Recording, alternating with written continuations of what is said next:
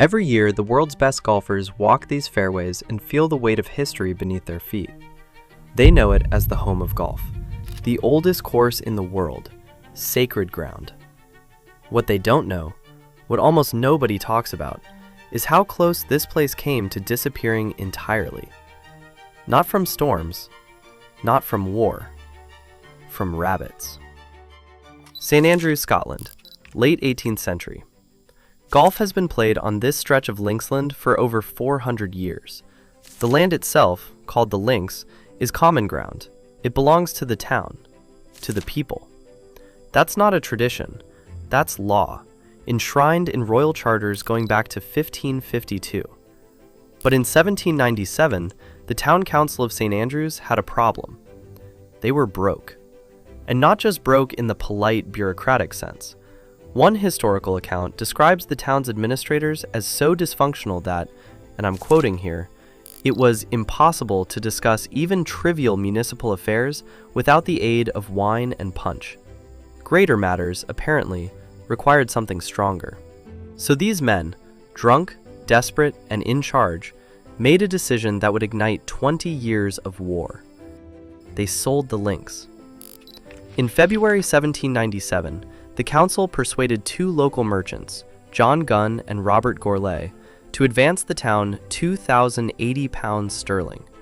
In exchange, the merchants received a bond over the links, essentially the right to sell the land if the debt wasn't repaid.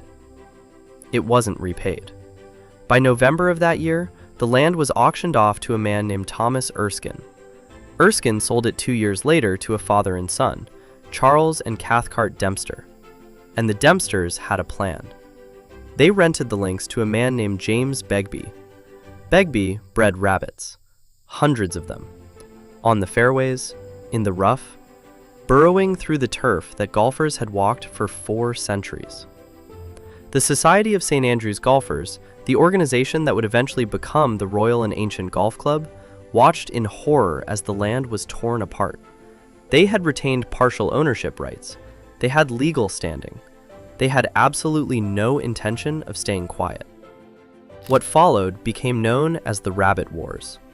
20 years, 2 decades of legal battles, petitions, counter-petitions, and according to multiple accounts, genuine physical confrontations on the links themselves.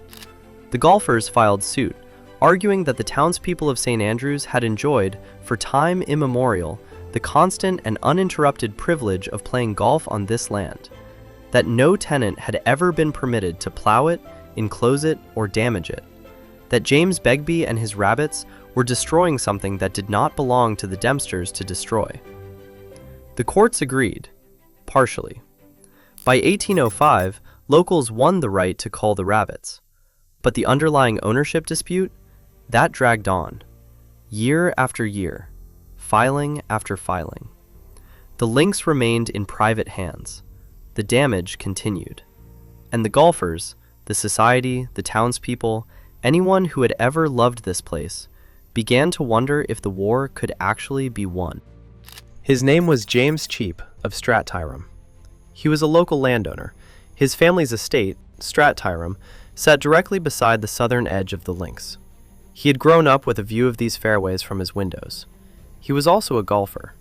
His grandfather had purchased the Strattyrum estate back in 1782 and had served as captain of the Society of St. Andrews Golfers by 1787. Golf wasn't just a hobby for the Cheaps, it was a family identity. For 20 years, James Cheap had watched this war grind on. 20 years of watching the land he loved be farmed and fought over. 20 years of petitions, counter-petitions, and courts that couldn't finish what they started. In 1821, he did something nobody expected from a private citizen. He reached into his own pocket, and he bought the links outright. No committee, no petition, no waiting for the courts or the council or anyone else to solve it. He simply ended it. In his own words, James Cheap had saved the links for golf. He was right. Today, if you play the old course, you will encounter a bunker on the second fairway and again on the 17th. It's called Cheap's Bunker. His name, a man most golfers have never heard of, is literally carved into the ground of the most famous golf course in the world. And every Sunday, to this day, the old course at St. Andrews closes. Not for maintenance, not for events, for the town. The people of St. Andrews walk the links every Sunday morning, just as they always have. That right, won through decades of legal and physical warfare, was never surrendered. It was written into law, protected by acts of Parliament, and it remains in force today, managed by the St. Andrews Links Trust, which holds the land in common ownership on behalf of the townspeople. The next time you watch the Open Championship, the next time you see the greatest golfers in the world walking up the 18th fairway, the town at their backs, know that it almost wasn't there. Know that a drunk town council sold it for £2,000, that a rabbit farmer named Begbie nearly destroyed it, that 20 years of war were fought over it, and that one man, a golfer who simply couldn't stand to watch it fall, bought it back. Not for profit, not for power, just for the game. This is the Divot Chronicles. Every course has a story.